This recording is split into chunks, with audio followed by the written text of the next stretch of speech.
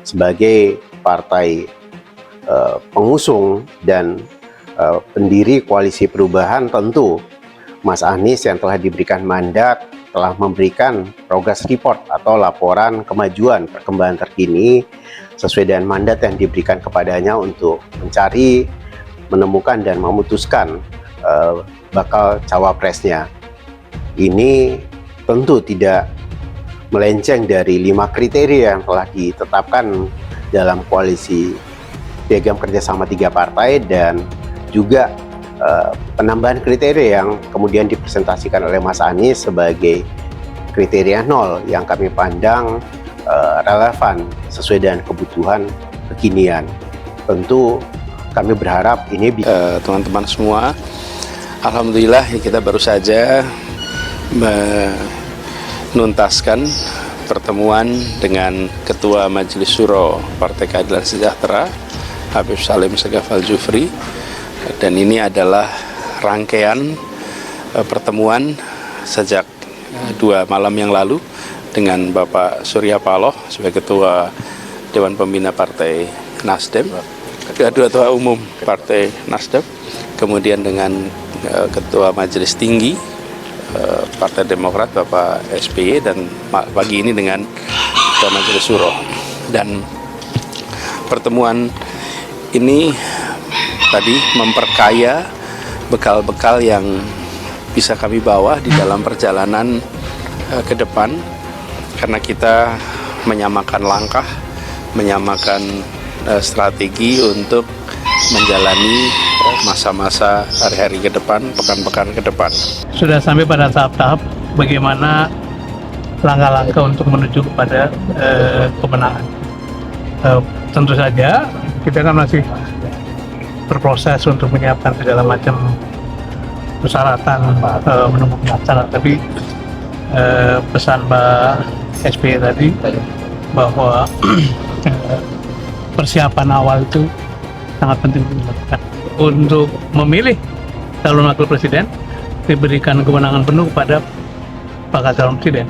Jadi kita tidak melihat akan ada tanda-tanda deadlock, karena pada akhirnya kan beliau yang memutuskan, dan setelah diputuskan dipilih pasti semuanya adalah dalam waktu yang tersedia ini kita segera mengejar, membangun tim yang solid, ya, membangun tim pemenangan, memastikan 3 mesin partai ini harus segera bekerja di seluruh pelosok, karena kita tahu dibutuhkan waktu yang cukup panjang, cukup lama untuk bisa sosialisasi seluruh Indonesia, dan memiliki kesepakatan tentang arah, langkah, strategi. Jadi arahan yang diberikan oleh Pak Surya Paloh, arahan yang diberikan oleh Pak SBY, dan arahan yang diberikan oleh Habib Salim itu sama.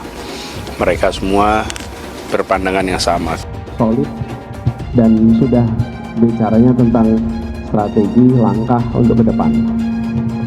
Jadi kalau pembicaraan kemarin itu suasananya adalah suasana yang guyup, suasana kita melihat langkah ke depan itu siap untuk kita jalani, strategi dan lain-lain. Jadi itu yang kita bahas, itu yang kita sama-sama diskusikan. Adapun langkah-langkah yang nanti akan diumumkan kepada publik ya pada waktu. AHY sudah tahu cawapres pilihan Anies. Dikutip dari Kumparan News, Ketua Umum Partai Demokrat Agus Harimurti Yudhoyono (AHY) mengaku telah mengetahui sosok cawapres yang dipilih oleh Anies Baswedan untuk mendampinginya berlaga di pemilu presiden 2024. Namun AHY enggan membocorkannya. Sudah tahu cawapres pilihan Anies, kata AHY kepada wartawan usai menghadiri acara pagelaran wayang kulit di kantor DPP PKS Jakarta Minggu 27 Agustus malam. Tanyakan ke Pak Anies, lanjut AHY. AHY menilai pengumuman capres yang akan mendampingi Anies lebih baik segera dilakukan. Bisa hari ini, bisa besok, bisa lusa. Mudah-mudahan waktunya yang terbaik, momentumnya yang terbaik, dan tentunya membawa kans yang lebih baik juga, kata dia. Ya tentu lebih cepat lebih bagus, sambung dia.